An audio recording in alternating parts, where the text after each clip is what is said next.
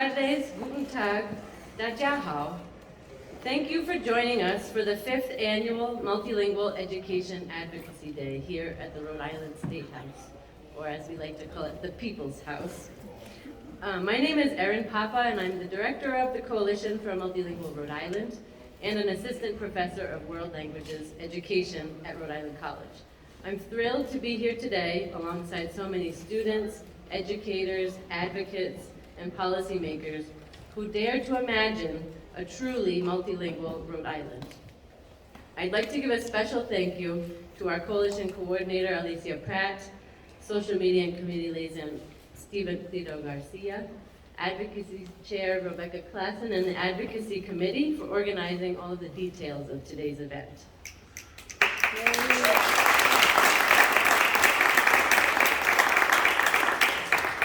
The Coalition for a Multilingual Rhode Island is a diverse coalition of organizations and community members dedicated to creating a culturally sustaining public school system where all students have access to high-quality world language and dual language programs and learn in multiple languages from pre-K to college. This includes all students, those who are considered multilingual learners or English learners by federal definition, those who do not qualify for MLL services but are multilingual themselves, as well as students who grew up like I did, speaking only English. Why am I celebrated for learning other languages while our multilingual students are not fully encouraged and supported to keep proficiency in their home languages? For too long, we have upheld systems that strip away the languages of our community, forcing us to relearn them later in life. Too many of us or our family members have experienced shame and trauma for using languages other than English in schools and in other public spaces. We are here today to say enough, genug, suficiente, goala, halas. We are here to reclaim our multilingualism and to proudly use all of our languages here in the State House and out in the community. Imagine trilingual programs in Quiche, Spanish and English, or in Cape Verdean, Portuguese and English, building upon the strengths of our Guatemalan and Cape Verdean communities. Dual language and world language programs in ASL, Khmer, Arabic, Haitian Creole, and Swahili. Governor McKee has set the ambitious goal to reach Massachusetts education levels by 2030. If we truly want to meet or exceed these levels, we must invest in multilingual education. We know from decades of research that we can develop and sustain community languages alongside English, and that our educational outcomes and the state will be better for it. Rhode Island, like many other states, is facing a teacher shortage. Yet we have highly qualified, underemployed, multilingual adult population interested in working in schools. This is our opportunity to significantly increase our multilingual educator workforce and to grow and sustain high-quality dual language and world language programs that start in pre-K and extend through 12th grade and into higher ed. We have made some progress with your support since forming the coalition in 2019. After 10 years of advocacy in 2021, the General Assembly funded the creation of the World Language and Dual Language and Multilingual Learner Specialist position at RIDE, which is essential to leading and coordinating efforts to improve and expand language education. Welcome to Agnieszka Bore, who's here today. Agnieszka hit the ground running last August and has become a real partner in this work, leading the development of the World Language Curriculum Framework for the state and leveraging connections with other state language leaders to maximize impact. Last year, Representative Morales' Seal of Biliteracy for College Credit Bill was signed into law. This means that URI, CCRI, and RIC will soon begin awarding credit to high school graduates who have demonstrated proficiency in 2 or more languages.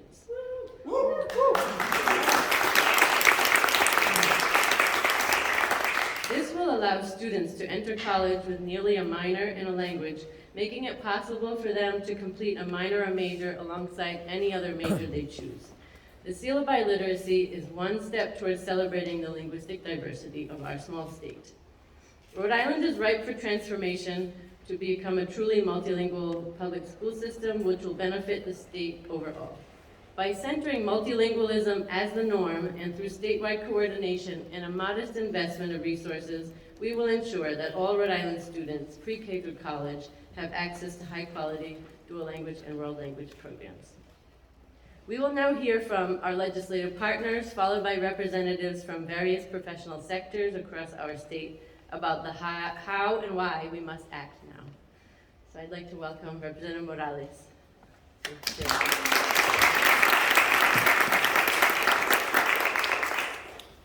For half a decade now, we have had a coalition of advocates, educators, legislators, community organizations, and most importantly, students across Rhode Island come together to advocate for further investments in multilingual education. Investments that have proven to improve the learning experience and produce positive outcomes amongst our students. And from a qualitative standpoint, it has helped many of our youth feel welcome within their public schools, within the classes that they have opportunities to take. And clearly, as we had shown in one of the previous slides, we have made progress over the years as it relates to ensuring that budget items include more of a prioritization around multilingual education, whether it's the additional hiring of staff, whether it's passing legislation telling our youth that if you work towards a future of multilingual education, we are going to reward you and incentivize you to pursue that. But nevertheless, we're still hitting a major roadblock. A major roadblock that is not unique to Rhode Island, and that is the fact that we are seeing a teacher shortage. A teacher shortage which has become prevalent across the country. Even more so when we look at our urban schools, and specifically when we are talking about our certified multilingual educators. Our educators who oftentimes look like our diverse student population. And so we've hit a crossroads over the last several years where teacher vacancies are spiking.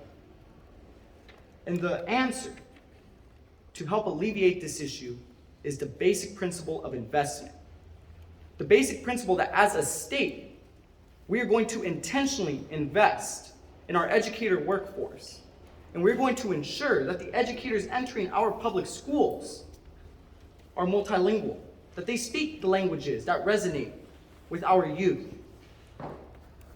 And in order to do that, we have introduced, alongside advocates, alongside students, we have introduced and are preparing to advocate for the passage of House Bill 6023, the Multilingual Educators Investment Act, as this would establish an annual scholarship program to promote and increase the number of bilingual, dual language, and world language teachers across our public schools, specifically where the need is the highest, that being our urban and urban ring public schools.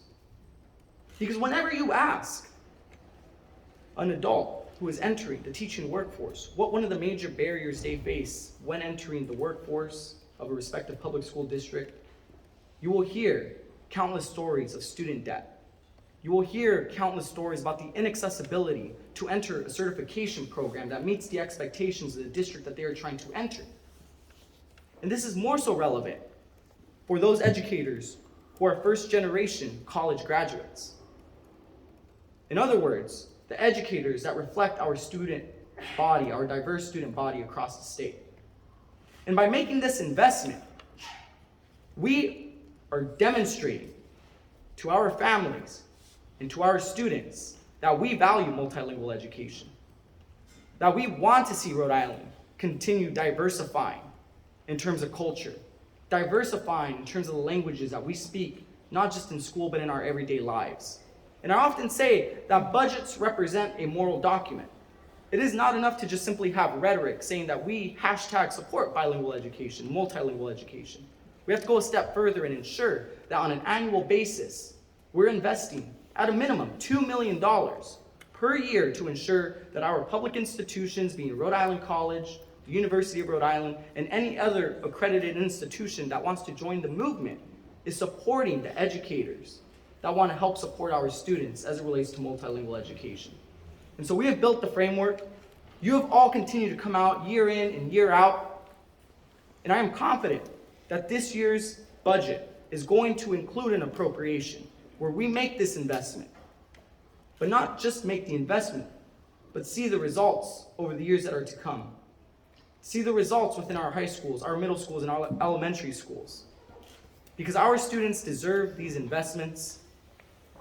And most importantly, we deserve a Rhode Island that takes pride in being multilingual, not just in rhetoric, but through policy and budget priorities. Thank you.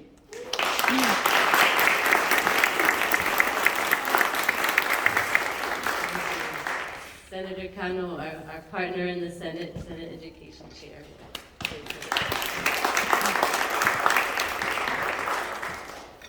Gracias, Erin. Buenas tardes. Buenas tardes. Oh, I love that you all responded. Buenas tardes. Buenas tardes. I love it. So it's an honor for me to be with you all today because this is an advocacy day that I really enjoy, but also I'm really proud to be the champion and your voice in the Senate for multilingual learning. And I would say that as a Senate Chair of Education, it has been my priority not only to diversify our committee, but also to open the opportunity for every Rhode Islander to feel comfortable. And if they are able to speak or send testimony in their own language, I always encourage that they should be able to do that, right? We are here for the people of Rhode Island, serving the people of Rhode Island, and we are very proud that our state is so diverse that we should be welcoming and encouraging everyone to feel comfortable, and us to make sure that we invest in multilingual learning through the year. I want to say, I want to give a shout out to my friends here. Representative Morales has been a champion since day number one, and we were able to pass legislation last year together. And what a better person to continue working together to make sure that we pass legislation this year. That is very important. And also, she's not here yet, but she'll be coming here. My own Representative Leonela Felix, which is also a very passionate champion about these issues, and I really enjoy sharing the district with her. So as our society continues to change and become more interconnected and diverse, the need for individuals in our society to learn and speak more than one language is becoming increasingly apparent. In particularly, the need for government and support workers to have the ability to communicate clearly and effectively with those who come from different backgrounds and situations is very important to ensure that our government works and operates well for everyone. By having a supporting multilingual workforce, communication between the public and workers would include and encourage, hopefully helping to eliminate costly and frustrating mistakes and miscommunications that can sometimes have significant impacts on the public who are seeking assistance and help. If we want to continue building a better world for ourselves and our families, communication and compassion are necessary, and these two components of better world are made radically more accessible through knowing and speaking multiple languages. I want to thank you all for your hard work and continued support to provide our state, residents and children with the skills and knowledge that they need in order to be successful in our diverse, inclusive society. I would say, and finish with this, that as a proud resident of Pawtucket, when I was in the city council and even in the school committee, I've been a strong advocate for multilingual learning, and the city of Pawtucket entered into an agreement at the local level with Arjona, Colombia, and we were able to have some kids from Arjona come here, and our students here in Pawtucket communicate with their classrooms and friends in Colombia, and that is what it's all about. Lastly, I want to highlight that at the post-secondary level education, just in February, we passed an MOU to make sure that we have collaboration with Taiwan. And I want to just give a shout out to Cynthia that is here for the Taiwan office, and she's willing to continue the partnership, and we hope that we do that with every country that wants to be inclusive and that wants to do relationships with us. Lastly, my daughter is 3 years old, and I don't wanna be remiss of mentioning that as a 3-year-old, she's already bilingual, and she potentially will be trilingual, and she would be multilingual because I am being intentional about this. And I want to make sure that every family in the state of Rhode Island have the same intentionality when we provide the resources and we invest in multilingual learning. We can do this, we must do this, we need to be proactive about it, and without this coalition, we wouldn't be able to do that, so let's get it going. Gracias, and let's continue our effort together.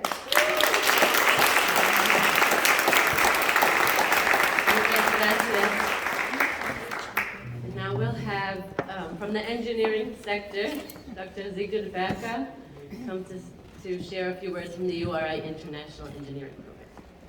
Thank you, Erin, and thank you everybody for inviting me. My appeal also comes from a personal background, as I have 2 sons now grown up who are trilingual in French, German, and English, of course. They went to the French-American school here, École Bilingue in Providence. Languages are a strong and equal partner of the professional colleges at the University of Rhode Island.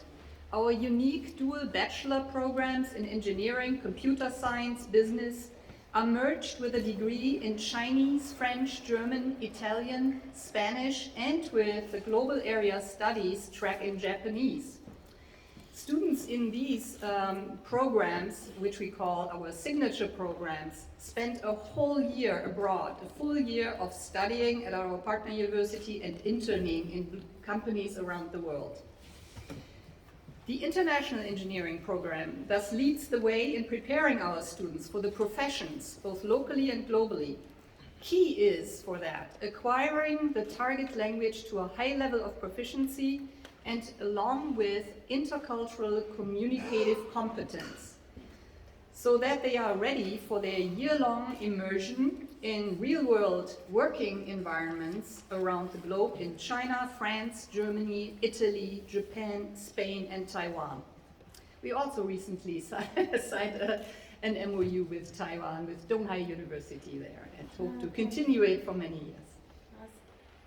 Our students navigate between cultures and learn different approaches to engineering problems, not as tourists, but as equal partners in the process, and in true dialogue with the diverse populations, both in the local and the global communities. By making a real effort in their education and acquiring the languages and living the cultures of their target countries, they speak to the heart of the very communities they are part of at home and abroad.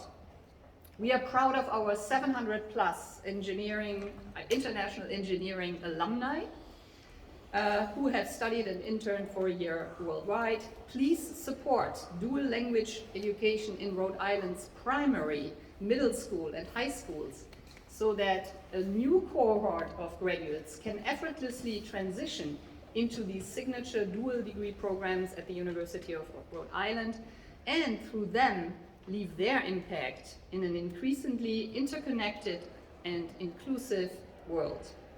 Thank you very much. And we now have Nicole Mendoza, our Spanish IEP ambassador here, who is going to Spain next year through our international engineering program.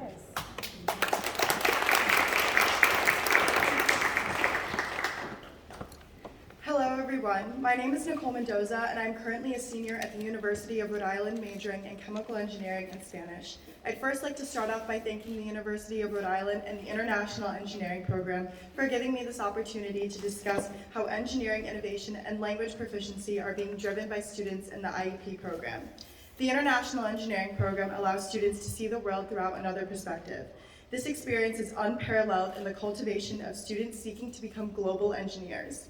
Many of the students I have met are profoundly dedicated to language learning and interculturality, as well as motivated to become bilingual and multilingual throughout their time at URI. Student success in this program includes intellectual agility to excel in both language and engineering courses.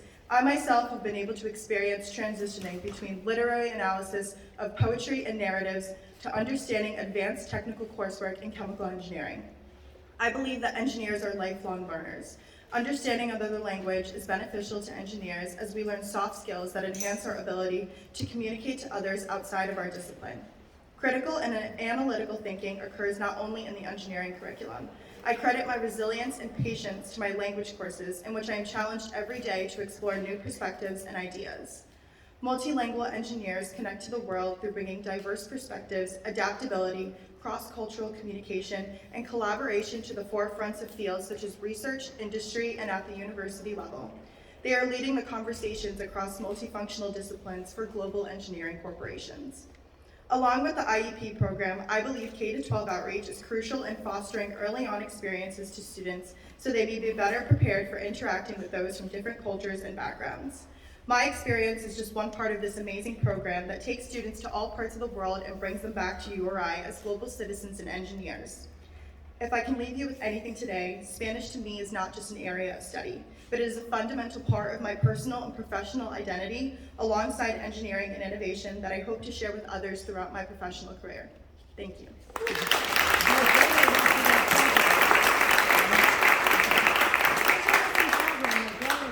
Thank you so much. Now we'll hear from Melissa Santoro, Director of Outpatient Services at St. Mary's Home for Children.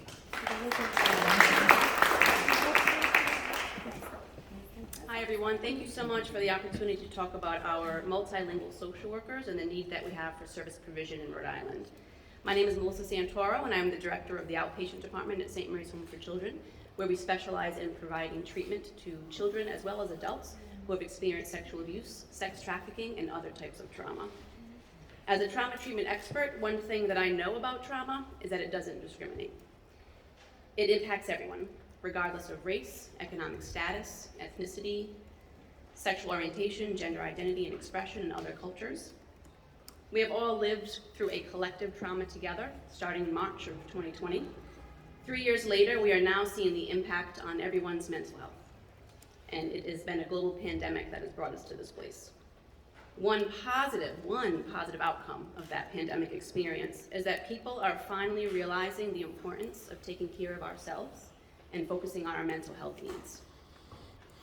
The ability to ask for help is now, it's okay to not be okay, and has changed the landscape of our mental health profession. We now have less people who are interested and able to provide the service, and more people who need the service. So as a social worker in the mental health field, the most crucial way to support the clients that we serve is through relationships.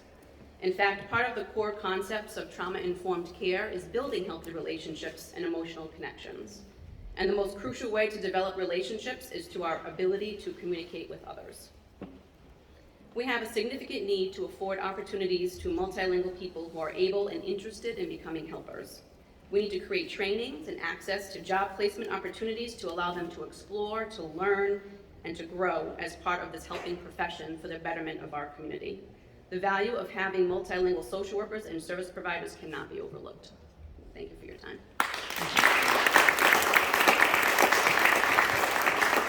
Thank you, Melissa.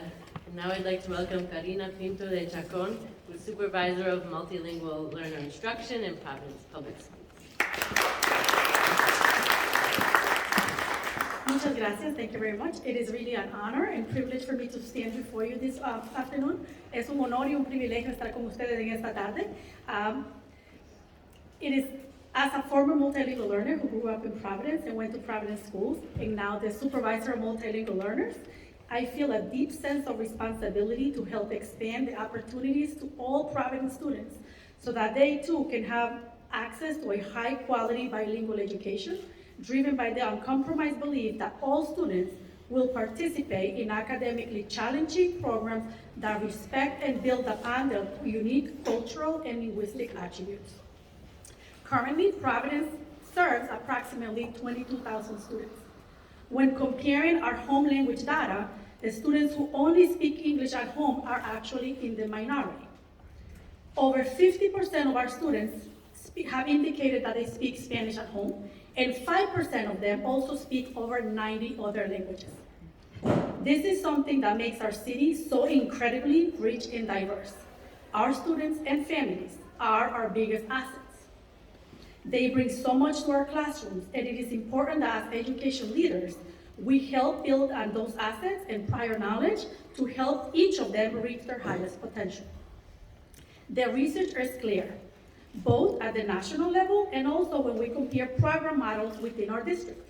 Students who receive a bilingual or dual language education outperform students who are in monolingual English-only models. We have hundreds of students on our waitlist, and although we are working hard to expand our dual language programs across the district, one of our biggest barriers is being able to hire qualified multilingual staff. We have a pipeline issue here in Rhode Island that comes from staffing our much needed bilingual and dual language vacancies, but this doesn't have to be a problem anymore. If we make the commitment to invest in our bilingual and dual language programs now, if more of our own students get the opportunity to receive a bilingual education, then we will be growing our own pipeline of future bilingual and biliterate community members. So today, I urge you to support the Multilingual Educators Investment Act. The investment will help many more students, just like me, grow up with the bilingual and biliteracy skills necessary to be the future educators and leaders our state needs.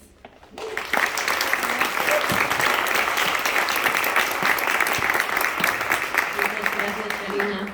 And now I'd like to welcome Marco Lima, a senior at Times 2 Academy and a leader with Young Voices, to share.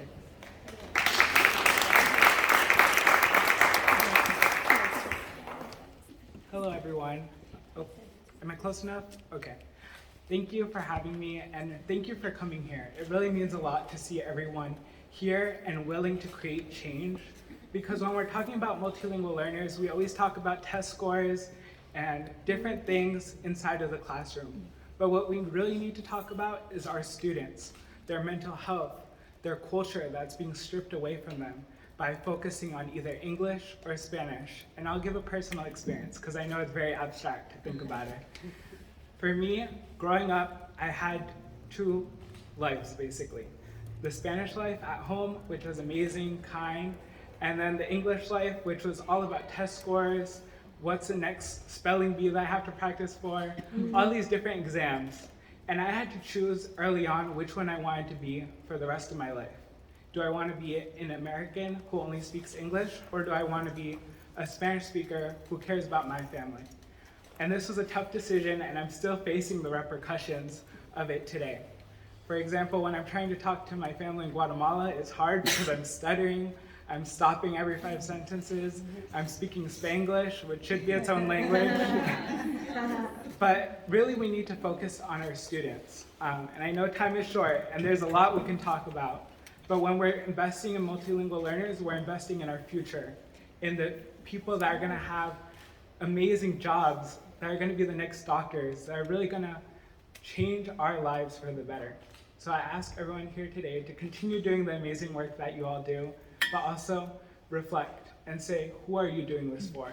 And if it's not students, then you should reconsider. Good job.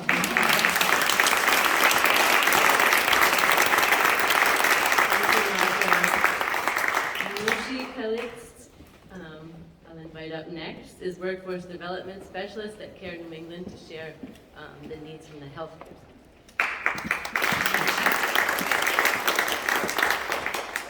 Good afternoon, everybody. Can you guys hear me okay? All right. My name is Roshi Kalix, and I am the Workforce Development Specialist at Care New England.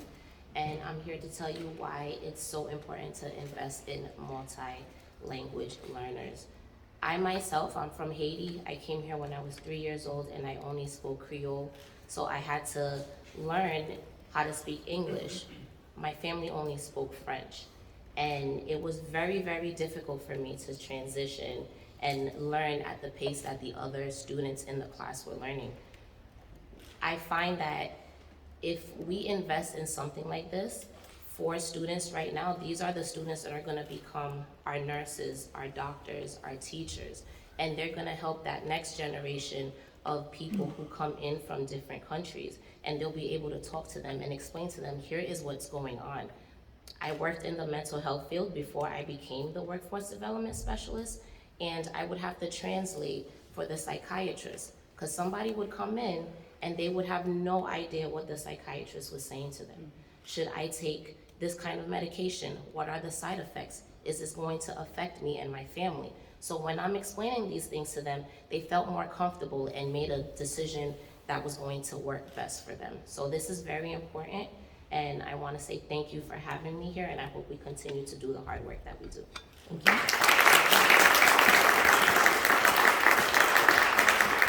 Thank you, Lucy. Next, I'd like to invite Shirley Moore, the founder of Be More Interpreting, to share.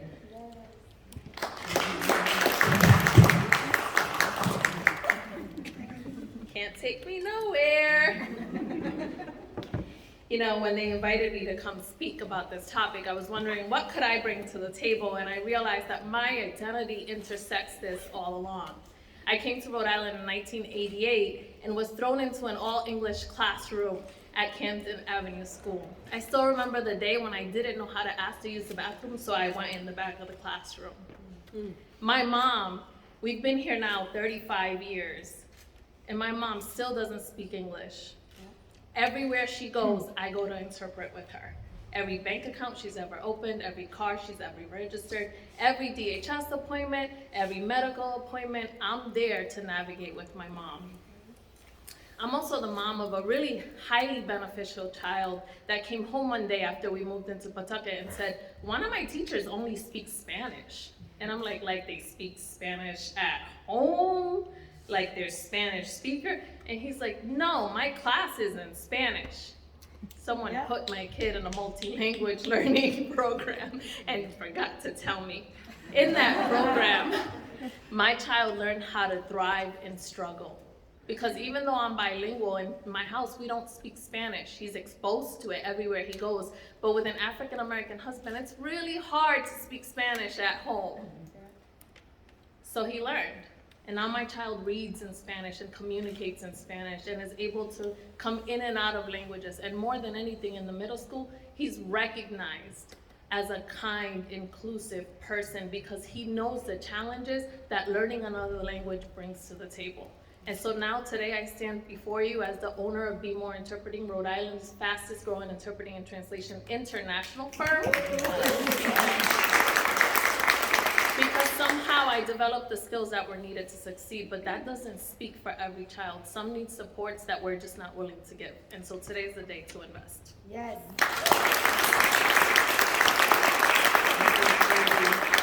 Now I'd like to invite Paige Clushes-Parks, the Executive Director of Rhode Island Kids Count, to come and share the latest information from their multilingual learner issue brief. Thank you, Erin, and thank you so much to the Coalition for Multilingual Rhode Island for hosting this Advocacy Day today. I also want to thank Representative Morales, Representative Felix, and Senator Kano for your strong leadership. Rhode Island Kids Count is a proud member of the Coalition, and we are excited to join many of you today to advocate for Rhode Island multilingual students and their families. Multilingual learners are the fastest growing group of students in the U.S. In both urban districts and smaller cities and in suburbs. There are multilingual learners and families in almost every district in Rhode Island, and there has been substantial growth in multilingual learner population outside of the four core cities. So for example, in Newport, the percentage of multilingual learners has grown from 3% to 16% since the 2009-2010 school year. Addressing the needs of multilingual learners and their families is everyone's work.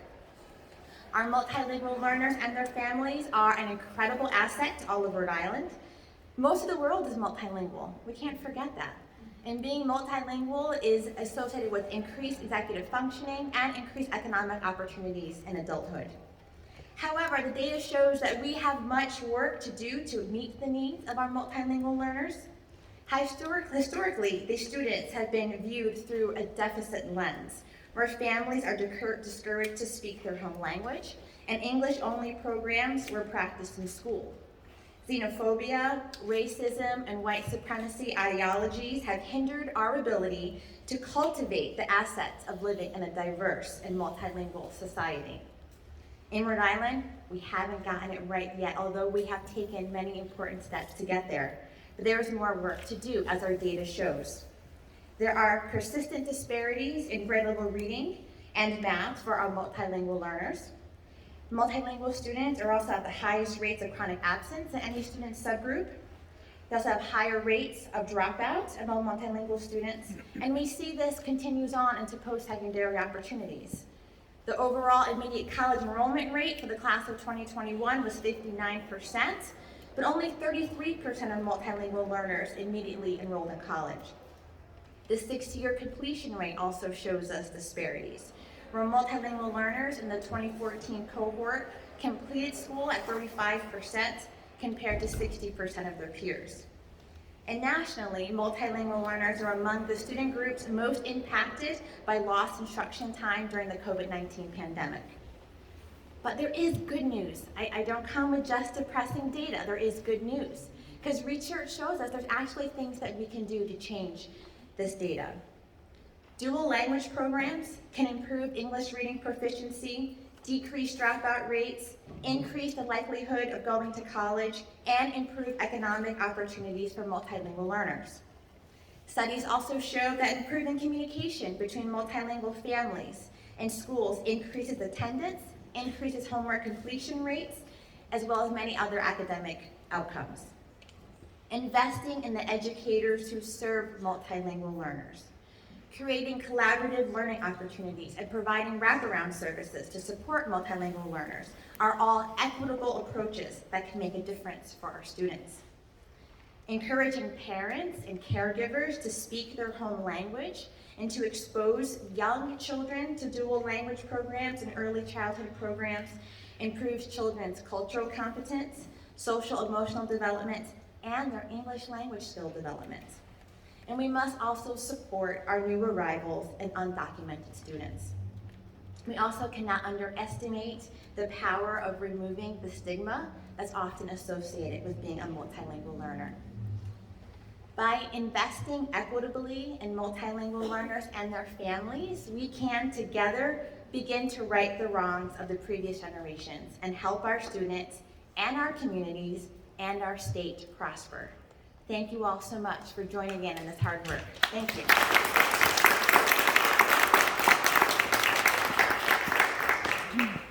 Thank you, Paige, and the whole team at Kids Count for all the great work that you do. I'd now like to ask Representative Felix to say a few words before we close our session for today.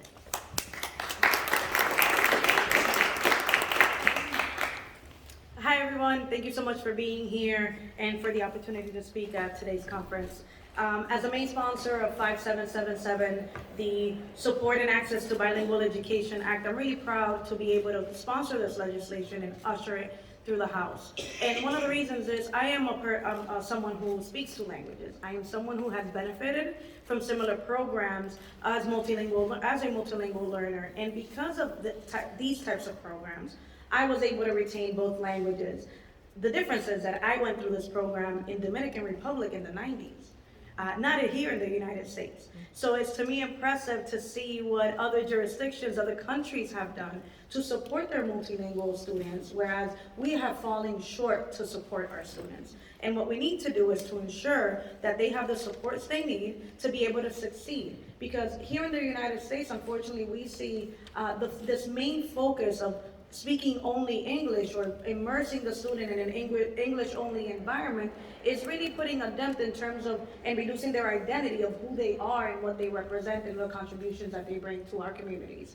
And it's only seeing them in a deficit lens, which some of the speakers have spoken previously. So I really look forward to working with you all on this legislation, on making it a reality of creating a funding source administered by the Rhode Island Department of Education to ensure that school districts have the funding to be able to either start, to expand, or improve their programs, and to be able to really support all of our students, because our multilingual students are not only in our certain districts, they are everywhere. And every student, wherever they are, they deserve to be supported. So I thank you all for your time, and I thank you for your advocacy and the hard work that you all have put in to ensure that this is a reality for all. So thank you.